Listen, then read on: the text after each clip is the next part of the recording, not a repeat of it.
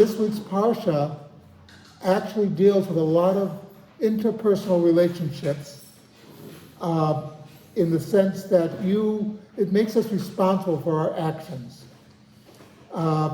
Things just don't happen. There's a mitzvah that if you have a building, you have to put a fence around the roof. Because people, as you know, like to go on the roof, if it's a flat roof, and say sunbathe or whatever. The fact is, you have to make sure that they are secure up to a certain point, that you're responsible. And it's basically coming across that we have personal responsibility for things that we do. It's a matter that one of the biggest problems we have in the modern world is a lot of people don't want to take responsibility for their actions.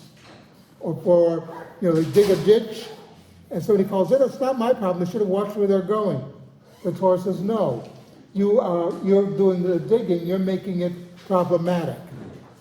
You build a building, yes, people should be careful, but on the other hand, you should be also cognizant of the fact that people make mistakes. And you should try to avoid any problem.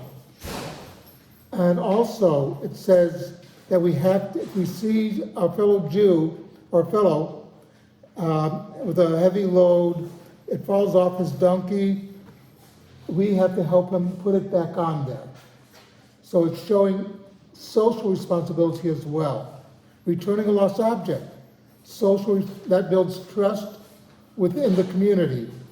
What the Torah is basically coming down to is society is built on family. You're responsible for what happens in your family. Society is also built on community.